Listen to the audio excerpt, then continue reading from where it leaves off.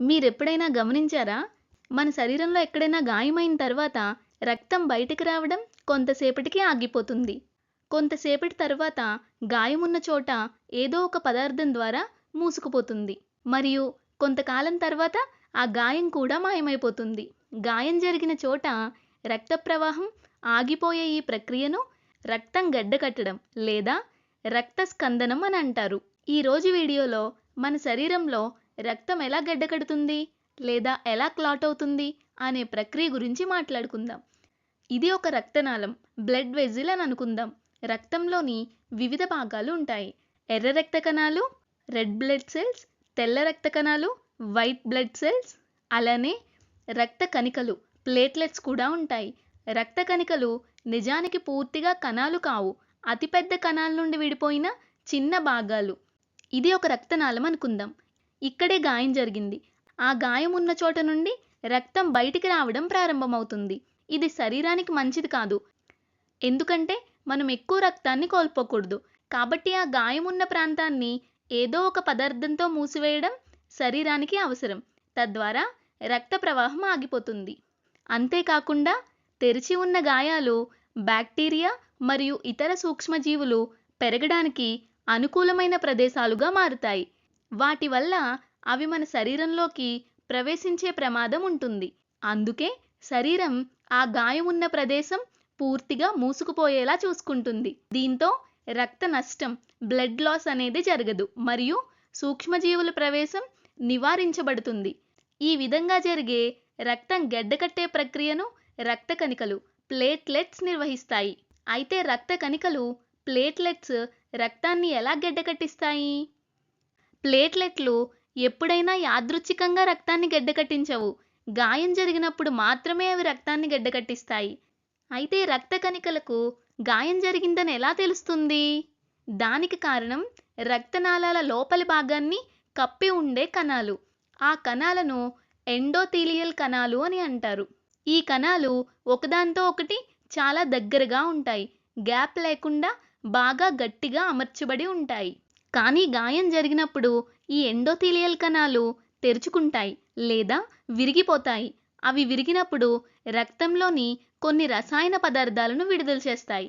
ఆ పదార్థాలు రక్తంలోకి వెళ్ళి రక్తం గడ్డకట్టే ప్రక్రియను ప్రారంభించే సంకేతాన్ని ఇస్తాయి. ఇప్పుడు ప్లేట్లెట్లు వెంటనే చర్యలోకి వస్తాయి. ఇప్పుడు ఏం జరుగుతుంది అంటే, ఇవి ఎండోథీలియల్ కణాలు అని అనుకుందాం. ఈ కణాల బయట భాగంలో ఎక్స్ట్రా సెల్యులర్ మ్యాట్రిక్స్ అనే ఒక నిర్మాణం ఉంటుంది. ఈ ఎక్స్ట్రా సెల్యులర్ మ్యాట్రిక్స్ ప్రధానంగా కొల్లాజన్ అనే ప్రోటీన్తో తయారై ఉంటుంది. ఇది కణాలు మరియు కణజాలాలకు ఆధారం మరియు నిర్మాణాన్ని అందిస్తుంది. అందువల్ల ఎండోథీలియల్ కణాలు విరిగిపోయినప్పుడు కొన్ని రసాయన పదార్థాలు రక్త ప్రవాహంలోకి విడుదలవుతాయి. అదే సమయంలో ప్లేట్లెట్లు కూడా కొల్లాజన్తో స్పర్శలోకి వస్తాయి. సాధారణంగా ఇది జరగదు, ఎందుకంటే కణాలు సరిగ్గా ఉన్నప్పుడు లేదా ఎండోథీలియల్ కణాలు విరగకపోయినప్పుడు ప్లేట్లెట్లు కొల్లాజన్ను తాకవు. ఇది ఒక రక్తనాళం అనుకుందాం. ఇది ఎక్స్ట్రా సెల్యులర్ మ్యాట్రిక్స్. ప్లేట్లెట్లు కణాల బయట ఉండే మ్యాట్రిక్స్లోని కొల్లాజన్తో స్పర్శలోకి రావు.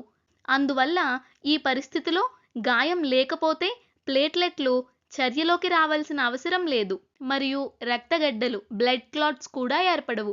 ఇది మనకు మంచిదే, ఎందుకంటే ఈ ప్రక్రియ నియంత్రణలో లేకపోతే ప్లేట్లెట్లు ఎప్పుడైనా ఎక్కడైనా రక్తగడ్డలను ఏర్పరచడం ప్రారంభిస్తాయి. అది మన రక్త ప్రసరణ వ్యవస్థకు మంచిది కాదు. కాబట్టి ప్లేట్లెట్లకు ఒక ప్రత్యేకమైన విధానం ఉంది. గాయం జరిగినప్పుడు మాత్రమే అవి చర్యలోకి వస్తాయి. అయితే ప్లేట్లెట్లు రక్తగడ్డలను, బ్లడ్ క్లాట్స్ను ఎలా తయారు చేస్తాయి? మొదట ఏం జరుగుతుంది అంటే, రక్త కణికలు, ప్లేట్లెట్లు కొల్లాజన్తో స్పర్శలోనికి వచ్చినప్పుడు అవి ఒకదానికొకటి చేరి గుంపులుగా ఏర్పడడం ప్రారంభిస్తాయి. అవి కలిసి గాయం జరిగిన చోట రక్తపు పూత లాంటి నిర్మాణాన్ని ఏర్పరుస్తాయి లేదా ప్లేట్లెట్ ప్లగ్ అనే నిర్మాణాన్ని ఏర్పరుస్తాయి. ఈ ప్లేట్లెట్ ప్లగ్ ఒక తాత్కాలిక నిర్మాణం. ఇది రక్త ప్రవాహాన్ని అడ్డుకుంటుంది. కాబట్టి రక్తం ఆ గాయమున్న ప్రదేశం నుండి బయటకు రావడం తగ్గుతుంది. కానీ ఇది మాత్రమే రక్త ప్రవాహాన్ని పూర్తిగా ఆపడానికి మరియు గాయం నయం కావడం ప్రారంభించడానికి సరిపోదు. గాయం జరిగితే అది నయం కావాలి. అంటే శరీరం ఆ గాయాన్ని సరిచేయాలి. ఆ సమయంలో ఈ ప్లేట్లెట్ ప్లగ్కు సహాయపడేది ఫైబ్రిన్ వల లేదా ఫైబ్రిన్ మెష్ అంటారు. ఫైబ్రిన్ వల, ఫైబ్రిన్ మెష్ అంటే ఏమిటి? ఫైబ్రిన్ వల ఒక కణజాలం లాంటి నిర్మాణం. ఇది ప్లేట్లెట్ ప్లగ్పై ఏర్పడి ఆ ప్లేట్లెట్ ప్లగ్ను స్థిరంగా ఉంచుతుంది. అలా ఉండడం వల్ల గాయమున్న ప్రదేశం నుండి రక్తం బయటకు రావడం ఆగిపోతుంది. ఇప్పుడు ఈ ఫైబ్రిన్ వల ఎలా ఏర్పడుతుంది? ఇది ఫైబ్రిన్ అనే పదార్థం నుండి ఏర్పడుతుంది. ఫైబ్రిన్ అనేది ఒక ప్రోటీన్ యొక్క క్రియాశీల యాక్టివ్ రూపం. ఈ క్రియాశీల రూపంలో ఇది పాలిమరైజ్ అయ్యే లక్షణం కలిగి ఉంటుంది. అంటే ఇది క్రియాశీల రూపంలో ఉంటే ఒక్కో తాడుగా విడిగా ఉండదు. దానికి బదులు ఆ తాడులు ఒకదాంతో ఒకటి కలుస్తూ పాలిమరైజ్ అవుతూ చివరకు ఫైబ్రిన్ వల అనే జాలం లాంటి నిర్మాణాన్ని ఏర్పరుస్తాయి. కానీ ఇది మనకు మంచిది కాదు. ఎందుకంటే ఫైబ్రిన్ ఎప్పుడూ క్రియాశీల రూపంలో రక్తంలో ఉంటే రక్తం శరీరంలో ఎక్కడైనా నిరంతరం గడ్డకట్టడం ప్రారంభిస్తుంది. గాయం జరిగినప్పుడు మాత్రమే క్రియాశీలంగా మారుతుంది. రక్తంలోని ఫైబ్రిన్ సాధారణంగా ఫైబ్రినోజిన్ అనే రూపంలో ఉంటుంది. ఇది దాని క్రియాహీన రూపం, అంటే ఇన్యాక్టివ్ ఫామ్. అందువల్ల రక్తంలోని ఎర్ర రక్త కణాలు, తెల్ల రక్త కణాలు, రక్త కణికలతో పాటు ఫైబ్రినోజిన్ కూడా ఉంటుంది. అయితే ఈ ఫైబ్రినోజిన్ ఎప్పుడు ఫైబ్రిన్గా మారుతుంది? గాయం జరిగినప్పుడు, రక్తనాళం పగిలినప్పుడు ప్లేట్లెట్లు కలిసి ఏర్పడే తాత్కాలిక రక్తపు మూత, ప్లేట్లెట్ ప్లగ్ ఏర్పడుతుంది. అదే ఫైబ్రినోజిన్ను ఫైబ్రిన్గా మార్చే ప్రక్రియను ప్రారంభిస్తుంది. ఈ విధంగా ఇన్యాక్టివ్ ఫైబ్రినోజిన్ను యాక్టివ్ ఫైబ్రిన్గా మార్చే ప్రక్రియ మరియు ఫైబ్రిన్ వల ఏర్పడే ప్రక్రియను రక్తం గడ్డకట్టే క్యాస్కేడ్ లేదా రక్తస్కందనం అని అంటారు. ఇక్కడ కోగ్యులేషన్ మరియు క్లాట్స్ అనే పదాలు సాధారణంగా ఒకే అర్థాన్ని ఇస్తాయి. దీనిని క్లాటింగ్ క్యాస్కేడ్ లేదా కోగ్యులేషన్ క్యాస్కేడ్ అని కూడా అంటారు. ఈ ప్రక్రియలో సుమారు 13 రకాల ప్రోటీన్లు పాల్గొంటాయి. అందువల్ల ఇది కొంచెం సంక్లిష్టమైన ప్రక్రియ. కానీ సులభంగా అర్థం చేసుకోవడానికి అందులో కొన్ని ముఖ్యమైన ప్రోటీన్లపై మాత్రమే దృష్టి పెట్టుకుందాం. అలాంటి ఒక ప్రోటీన్ను థ్రాంబోప్లాస్టిన్ అంటారు.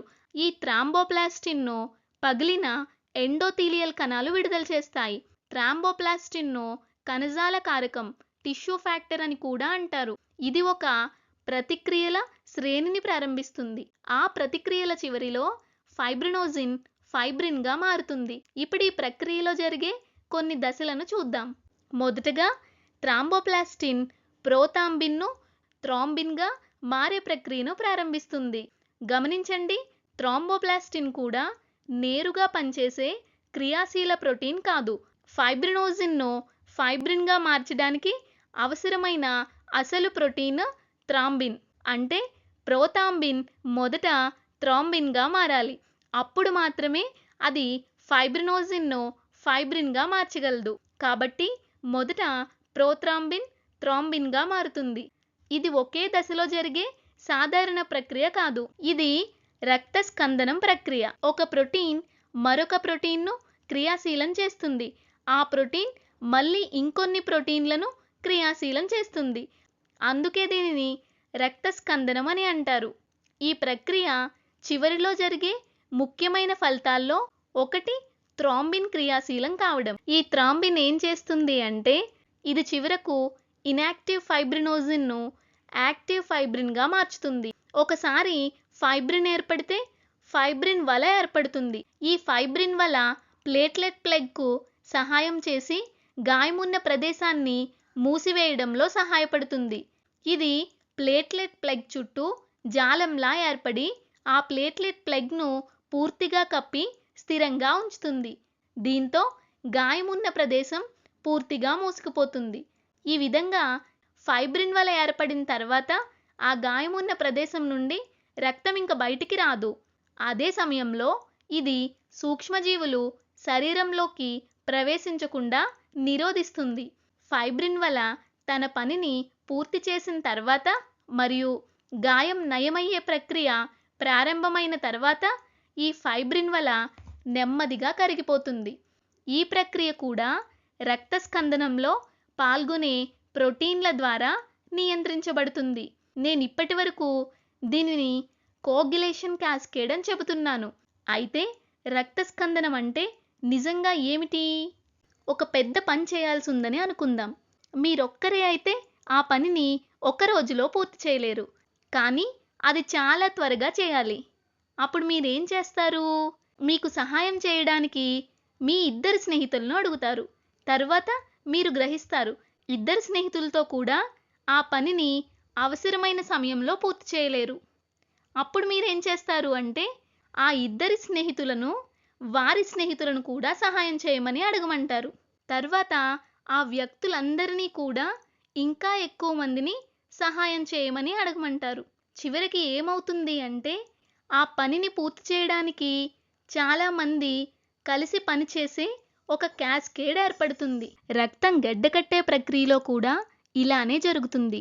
ఇలా ఒక ప్రోటీన్ ఇతర ప్రోటీన్లను క్రియాశీలం చేస్తుంది.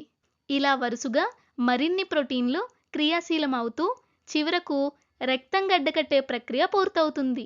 ఈ రక్తం గడ్డకట్టే ప్రక్రియ యొక్క చివరి ఫలితం ఏమిటంటే థ్రాంబిన్ సహాయంతో ఫైబ్రినోజిన్ ఫైబ్రిన్గా మారుతుంది. తర్వాత చివరికి ఫైబ్రిన్ వల ఏర్పడుతుంది. అందుకే దీనిని కోగ్యులేషన్ క్యాస్కేడ్ రక్తస్కందనం అని అంటారు. ఈ ప్రక్రియలో పాల్గొనే ప్రోటీన్లను క్లాటింగ్ ఫ్యాక్టర్స్ అని కూడా అంటారు. రక్తంలో సుమారుగా 13 క్లాటింగ్ ఫ్యాక్టర్లు ఉన్నాయి. ఇప్పుడు మీరు ఆలోచించవచ్చు ఎందుకు ఈ ప్రక్రియలో ఇంత ఎక్కువ ప్రోటీన్లు ఉన్నాయి అని. ఎందుకు ఇది క్యాస్కేడ్ విధానంలో జరుగుతుంది? దానికి కారణం ఏమిటంటే ఈ ప్రక్రియ చాలా ఖచ్చితంగా నియంత్రించబడాలి. ఒక చిన్న తప్పు జరిగినా ఫైబ్రినోజిన్ ఫైబ్రిన్గా మారకుండా ఉండిపోవచ్చు. అప్పుడు మొత్తం రక్తం గడ్డకట్టే ప్రక్రియ సరిగ్గా పనిచేయకపోవచ్చు. అందుకే ఈ ప్రక్రియను శరీరం చాలా సూక్ష్మంగా నియంత్రించాలి. ఈ నియంత్రణ కోసం శరీరం రక్తంలో ఉన్న 13 క్లాటింగ్ ఫ్యాక్టర్లు సహాయాన్ని ఉపయోగిస్తుంది. ఈ ప్రోటీన్లను తయారు చేసే జీన్స్లో మార్పు జరిగితే కొన్ని సందర్భాల్లో ఆ ప్రోటీన్లు తక్కువ పరిమాణంలో తయారవుతాయి లేదా కొన్నిసార్లు అసలు తయారవ్వకపోవచ్చు కూడా.